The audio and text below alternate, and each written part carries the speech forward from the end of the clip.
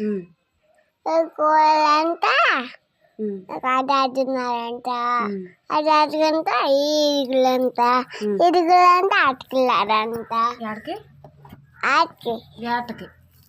ఆటకెళ్ళి చేపలు చూస్తారంట ఉమ్, ఆటలంటూ చేపలు లేదంట ఉమ్, చేప ఒక చేప.